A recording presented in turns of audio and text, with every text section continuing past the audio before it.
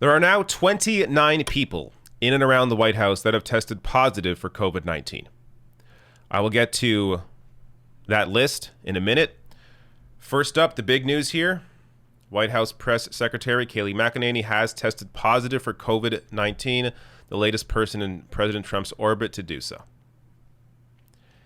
This is somebody who has been meeting with reporters face-to-face, largely maskless, since the announcement that Trump had it last week. This from last night. McEnany gaggled with reporters without a mask. Here she is. Who knows if anybody else at that event or press briefing, who knows if somebody there also got the virus. Let me get to the big number, though. 29. And this number keeps changing. Or I should say keeps growing. So this grew within minutes of me shooting this video. So let's go through the list. 1 and 2 here, obviously Trump and Melania Trump. You have here 3 to 4 these are new additions.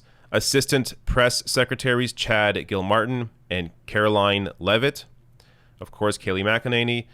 Bill Stepien, the Trump campaign manager. Chris Christie, who helped with debate prep with Donald Trump. Hope Hicks, Kellyanne Conway, and Kellyanne Conway's daughter as well has it now. Senator Mike Lee, Senator Tom Tillis, Senator Ron Johnson, all Republicans. Ronna McDaniel, the RNC chair. Reverend John Jenkins, the president of Notre Dame. Nick Luna, the Trump body man, as he's called. And 16 to 18 here, White House reporters. And 19 to 29, debate staff.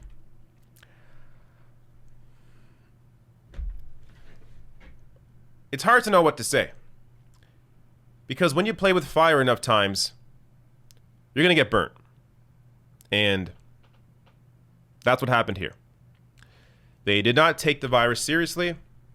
Of course, Trump, him not taking it seriously has led to a massive explosion in the virus. They never really flattened the initial curve. If you take a look, let me just bring it up now quickly if I can. The cases in the U.S. compared to other countries, it is obvious what happened here. So let me show you.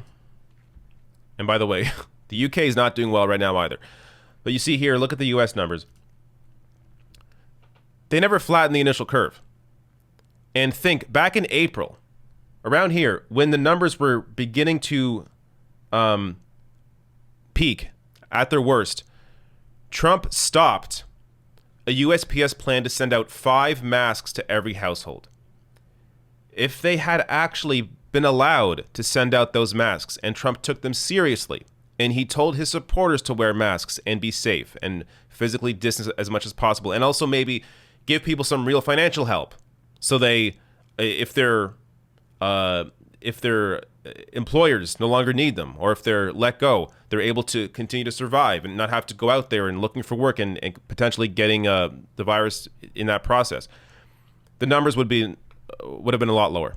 But you see here, the lack of response from Trump led to a massive increase that, I guess it's in the third wave now. It's hard to even know how to explain this because the first wave never really went down. It went to a second wave in the middle of the first wave. Then the second wave went down, but now there's a third wave that's higher than the first wave. So yeah, not going well right now. Now, just to compare to other countries, Canada right now also experiencing a second wave that is beginning to be a little higher than the first, but this is mostly cases concentrated in Ontario and Quebec. Take a look at the UK, also seeing a second wave here that is much higher than the first. Australia, they seem to be okay. And there are other countries as well, of course. You can, I'll link to this below the video in the description box. There are sources. You can type in any country and do the comparison. But you see here, there's a clear difference. Other countries at least got their numbers down. And the U.S. was never able to do that because, of course, Trump never took it seriously. And that is now being, there is no more perfect way to display the complete lack of attention and awareness of the danger of the virus than showing you this list of everybody in and outside the White House that is now testing positive.